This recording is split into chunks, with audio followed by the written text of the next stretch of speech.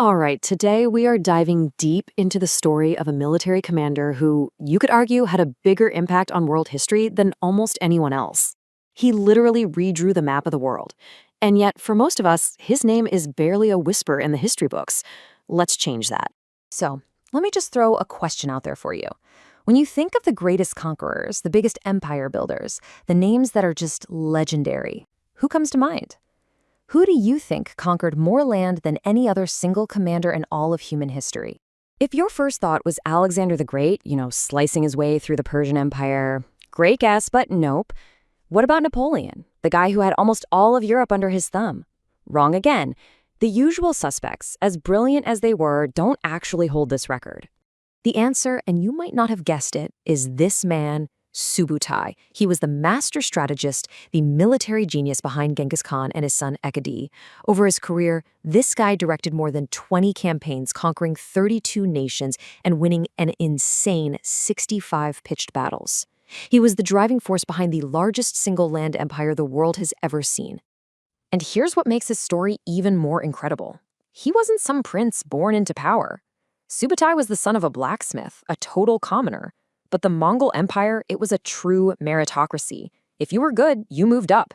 And Subutai wasn't just good, he was a genius. And that genius took him all the way to the top, becoming one of Genghis Khan's most trusted and powerful generals.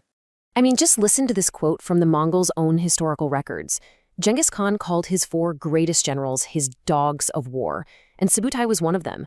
They devour enemy flesh. That is brutal, it's visceral, and it tells you exactly how he was seen, as a totally relentless, terrifyingly effective weapon of conquest.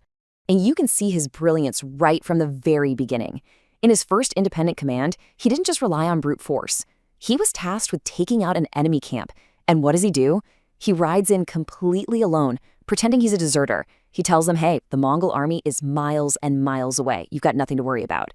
They buy it. They let their guard down, and then, bam, his army sweeps in. It was obvious right from the start his mind was his deadliest weapon. So take that cunning, that cleverness, and now imagine applying it on a scale that is just mind-boggling. This map here, this is just a fraction of his campaigns. Look at these arrows, stretching from the heart of Mongolia, across vast deserts and mountain ranges, all the way into what is now Russia and Central Asia. We're talking thousands of kilometers, fighting in lands they'd never even seen before. So you have to be asking, how on earth did he pull this off? Well, with strategies that were light years ahead of his time. His trademark was something we now call the multi-axis maneuver. He'd split his forces into several armies, sometimes separated by hundreds of kilometers of hostile territory. His enemies never knew which army was the real threat and which was just a distraction. He literally turned entire continents into his own personal chessboard, checkmating his opponents before they even knew the game had started. His whole playbook was just revolutionary. European armies would get stuck for months, even years, trying to besiege a single castle. Subutai? He'd just go around them. Why waste time on walls when you can destroy the army in the field? He had massive spy networks to turn his enemies against each other.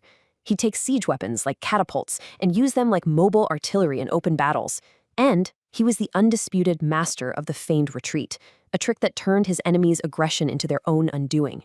And if you want a perfect example of this, just look at the Battle of the Khalkha River.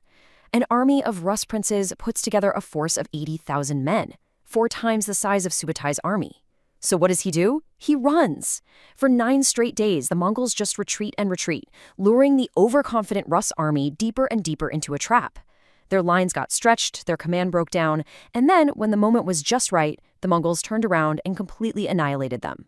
But the Battle of Khalkha River, that wasn't just a random victory. No, that was homework. It was a reconnaissance mission. He spent the next 20 years gathering intelligence, learning every weakness of the European kingdoms, and then he came back to unleash his masterpiece, the invasion of Europe. And as you can see from this map, this was no simple raid. It was a complex, multi-pronged invasion, meticulously planned to hit Poland and Hungary simultaneously. See, Subutai knew his biggest threat was a single, massive, united European army. So his plan was designed to make sure that could never, ever happen. He launched 5 separate attacks across a massive 500-mile front. The goal? Isolate and destroy the armies of Poland, Bohemia, the Teutonic Knights, and Hungary, one by one by one. The execution of this plan was just terrifyingly efficient.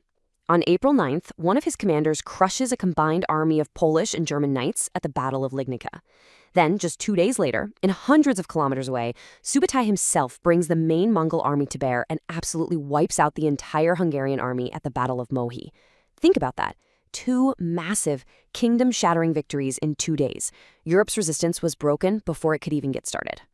And at Mohi, he pulled off one of the most brilliant psychological tricks in military history. He had the Hungarian army completely surrounded in their camp, but he intentionally left one obvious little gap in his lines. It was a trap disguised as an escape route. The panicked Hungarians, thinking it was their only chance, poured through the gap. But as they ran, their disciplined formations completely fell apart, turning them into a disorganized mob. And that's when the Mongol horse archers just picked them apart.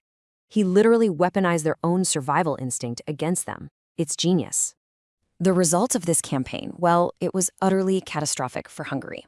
With its army gone, the kingdom was defenseless. Historians estimate that in the invasion and the chaos that followed, somewhere between a quarter and a full half of the entire population of Hungary died. It's a number that's almost impossible to really wrap your head around. So you have to ask, why didn't the Mongols just keep going? Why isn't all of Europe speaking a dialect of Mongolian? Well, the answer is basically a fluke of history. Just as Subutai was drawing up plans to invade Austria and the Holy Roman Empire, a messenger arrived with news from back home. The great Khan, Ogedei, was dead. Mongol law was clear. All princes had to return to the capital to elect a new leader. And just like that, the invasion of Europe was called off. And really, the historian Paul Buell sums it all up perfectly. He points out that when Subutai started his career, the Mongols were just a bunch of feuding tribes. By the time he was done, he had helped build an empire that stretched from the shores of the Pacific Ocean all the way to the Danube River in Europe. His impact was just monumental. But his story doesn't end in the 13th century. Not even close. While the West might have forgotten his name, his strategies lived on.